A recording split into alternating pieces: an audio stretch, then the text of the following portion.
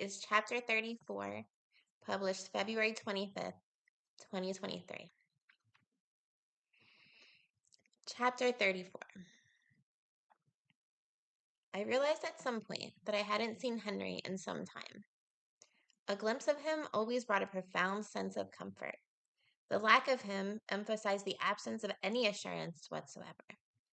I started looking for him intentionally, looking for comfort.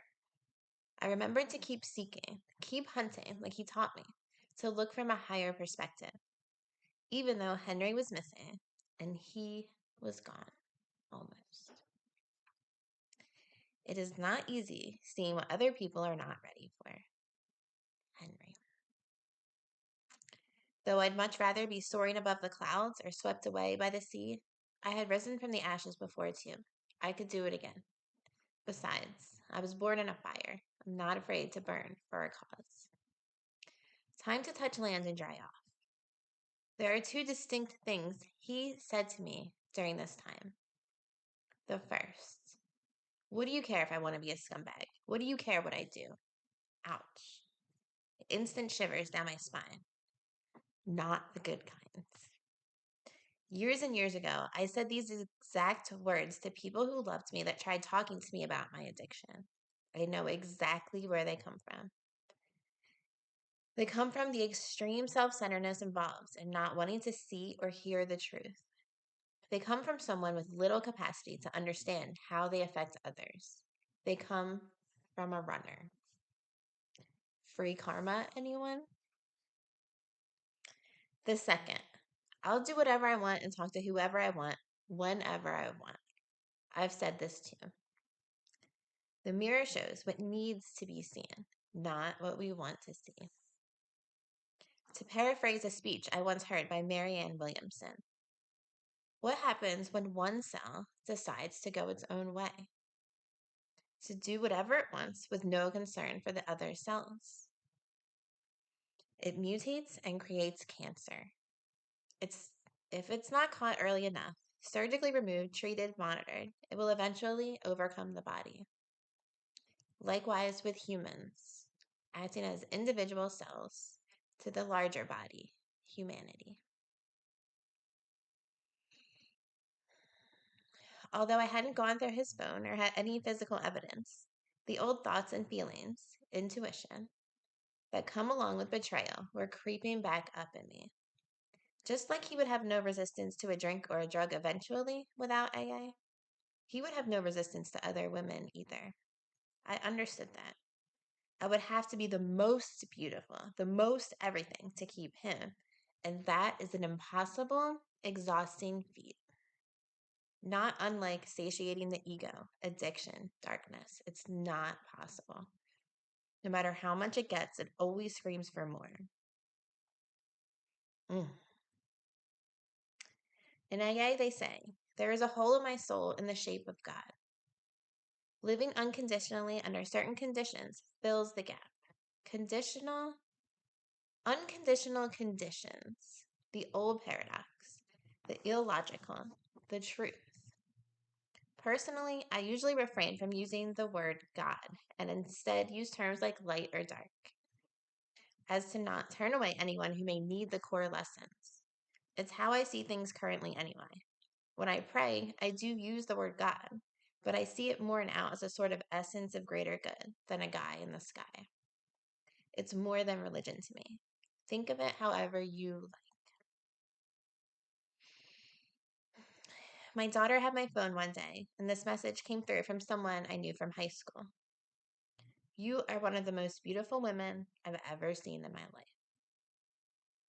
She read me the message out loud, then stared at it with a question brewing behind her eyes. Does he ever tell you that? She asked.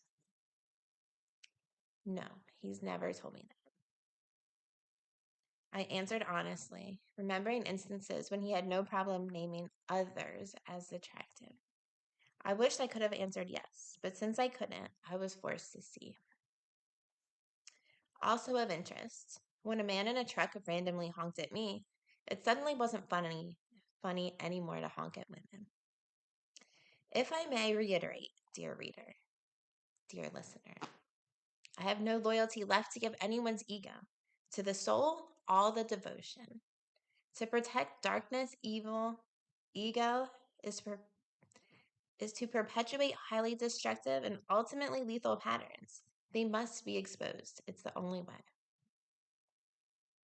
Now to fan the flames. I gave it my all one final time and poured it into a conversation, knowing only one thing for certain. The answer is never to withdraw love, and love tells the truth. I sat down with him and told him again that I was worried about him. I told him that I knew there were other women in the picture. I could feel it. Our dreams of the future and all the work we had put into our relationship were so far away. I said that I didn't even need the truth from him, but that he needed to be honest with himself for himself and for reasons bigger than our relationship. He denied that there were any other women, but said that he would think about it more to be sure. Side note, if the tables were turned, I would have had nothing to think about. I said, I've loved you every single day of the last 7 years. We are no closer to bringing this love together in a real way today than we were then. Our love exists only in the ethers because you, my dear, are lost. If we can't bring it down to earth, I can't keep giving you years of my life, hoping for the best, and pretending that whatever this has turned into is the right path for me. We agreed to give it 1 month. He would think about the things I had said, and we would try. After 1 month, we would have another conversation about the direction of our relationship and if we were going to stick it out or go our separate ways. A few days later, one early July morning, I received a text message from my oldest brother, the cancer survivor. He asked if I was awake so that he could call. This was super out of the ordinary for him. I said, "Sure, brother." I could tell right away by his voice that he wasn't okay. He had found out the night before that his new wife was talking to another man. They were out to dinner and she kept texting someone. When they got home, he checked her phone while she was in the bathroom and found the messages. He brought it up to her and she explained that it was just some guy from the gym. She said that nothing had happened and that they were just talking. She said it just made her feel good and that she would stop. Oh no. At that time, he believed her, but I just know better now. When they're caught, they never tell the full truth initially. They deny and downplay it to lessen their part because it's too painful to face. In time, he would see it on his own like I did. Although, comprehending that it's not personal, but an indication of a person's battle with themselves is a whole other level. At the same time, shame is ugly. To harbor it or to blame is a dead end road. He asked if it came to it, could he stay with me? Of course, I said. They had been married only a short time. I felt awful for him, for the children. Betrayal is a monstrous mindfuck. I know this firsthand. However, I'm not unaware just how common infidelity is in this world. Not anymore, anyway. I guess that's why I wasn't overcome with shock to hear. Still, I remember that moment in the hospital, the moment I knew she loved him. I saw the truth. She was not a bad one, but an incredibly good-hearted, lost one. Something I've come to understand from the inside out. I was once lost too, and I so desperately wish everyone could find the way and hold on tight to it. Just why? A million whys. My heart aches in anticipation of what comes next, and I present to you a word of warning. If you are sensitive to genuine horror, like me. Please stop reading this. We're almost at the peak.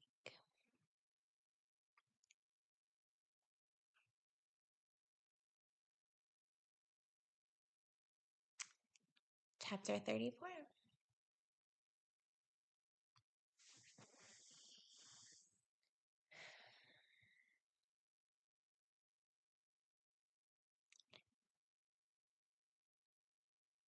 I had a phone call in the middle, and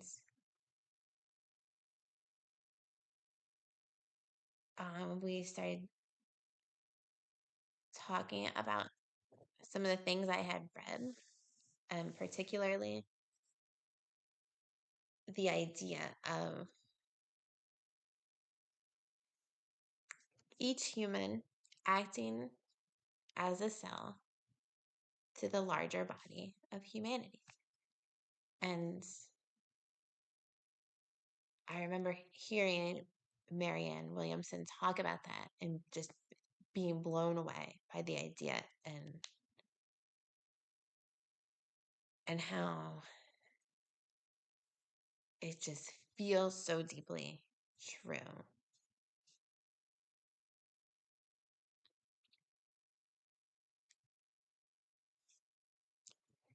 That we could very well destroy ourselves.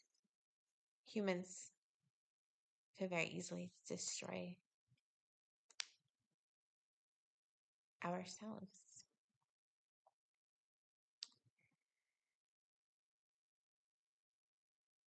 And there's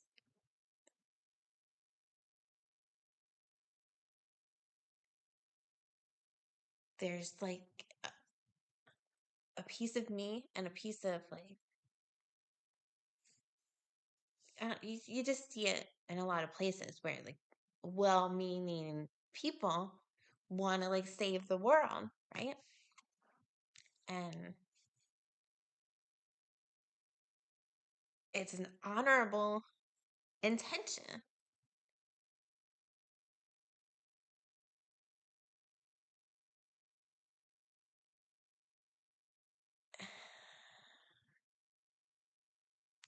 But when I think about it, what's even more meaningful and honorable is to actually be the change you want to see, which obviously is easier said than done. Because what does it mean to actually be that, to be the change you wish to see? It's hard. It's the road less traveled for a reason because it's really fucking hard.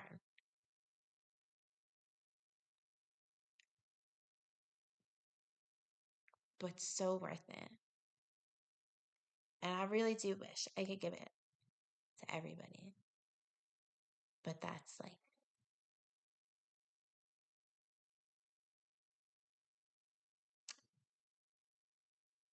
it doesn't matter that I wish I could give it to everyone. I think that doesn't matter. I think it just matters that I'm actually capable of doing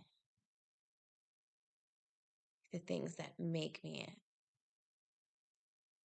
an addition to the world. So, thanks for coming. Sorry it's been a few weeks. It's probably going to continue like that. I'm probably just going to ride out these last handful of chapters in a way that feels like I'm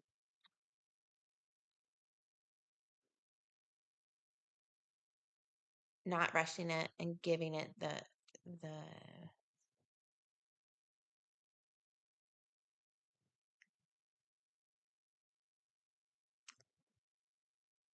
giving it the thoughtfulness that it deserves,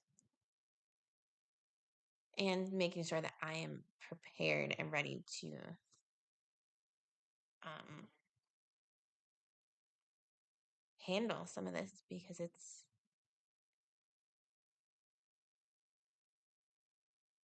has the potential to be quite painful and emotional. So, thanks for coming back, and we'll see you soon for chapter 35.